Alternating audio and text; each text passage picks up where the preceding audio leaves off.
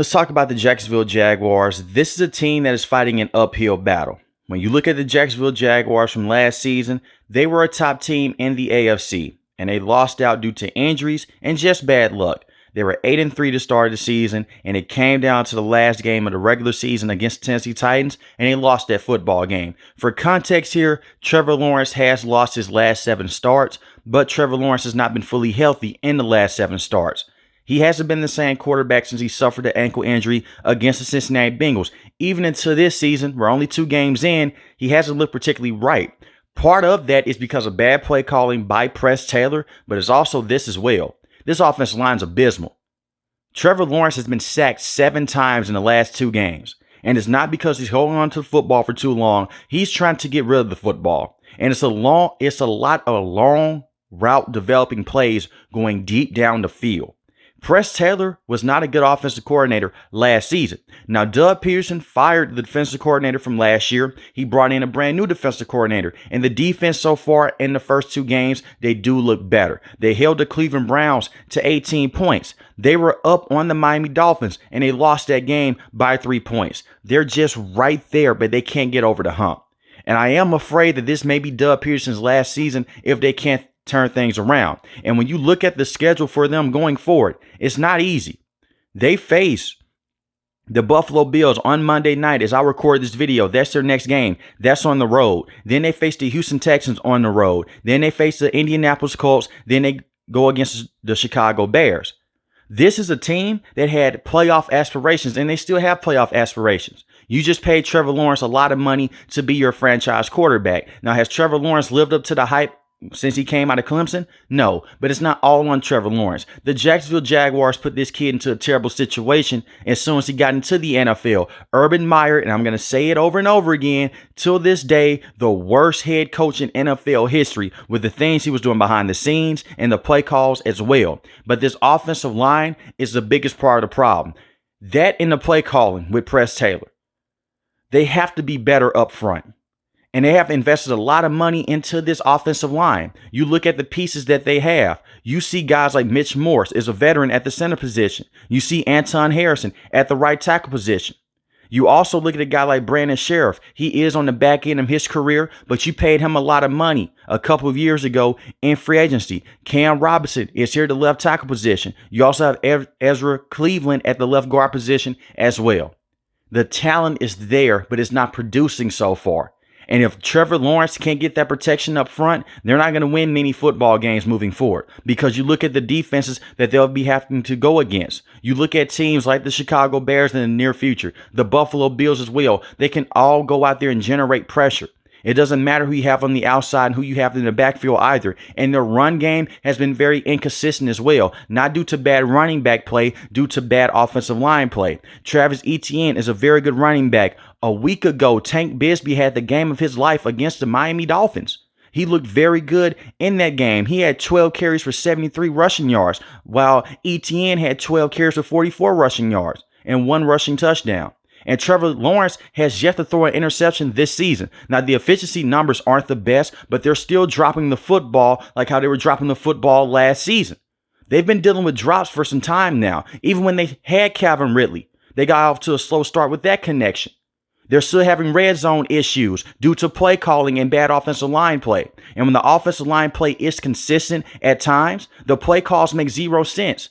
You're just having wide receivers run into each other in the goal line situations, instead of just having out routes and just giving Trevor Lawrence a way to move outside the pocket. That comes from bad play calling from Press Taylor.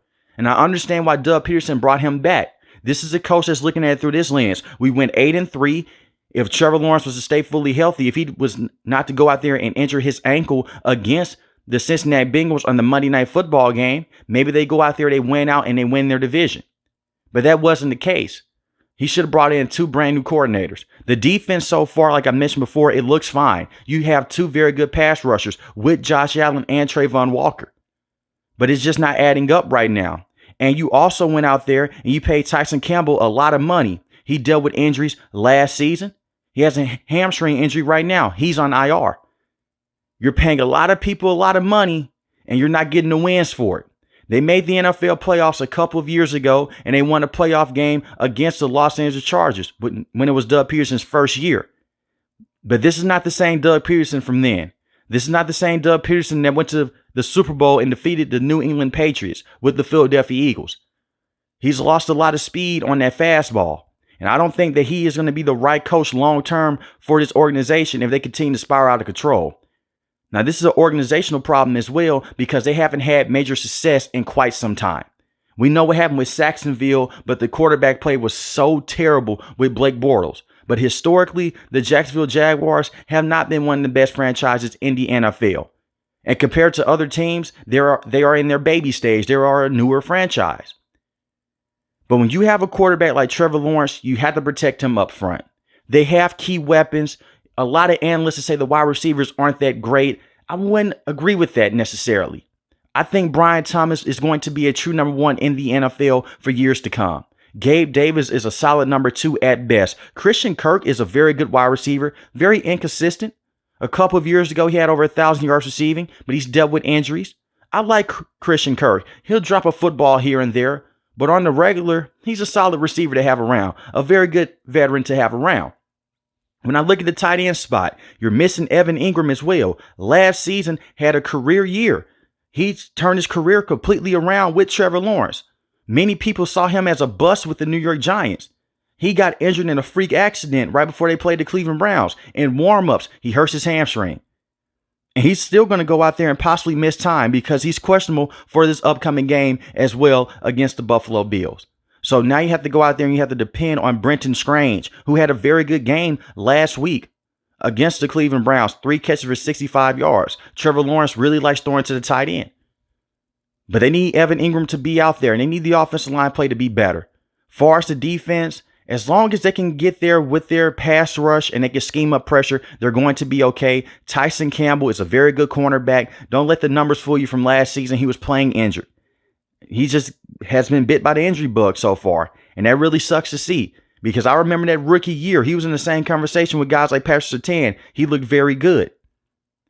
I like the defensive pieces that they have. Devin Lloyd is a very good linebacker, in my opinion. Eric Armstead is a solid defensive tackle to have around. He can go out there. He can stop the run. You also have Ronald Darby, very good veteran corner, but he's not a true number one corner anymore. They're going to be really missing out on a guy like Tyson Campbell in that secondary. But I do think that they will be okay long-term defensively. I'm just worried about this offense. It doesn't matter who you have back there. If your quarterback is getting sacked 7 times in 2 games and he's getting pressured on majority of his throws, he's going to be inefficient because he's putting the football into the ground to avoid interceptions. He's going to throw the football away because he has pressure in his face. And that's how Trevor Lawrence got hurt in the first place because of bad offensive line play. The play calls have to be better. And if they're not going to be better, the Jacksonville Jaguars have to go out there and evaluate Doug Pederson.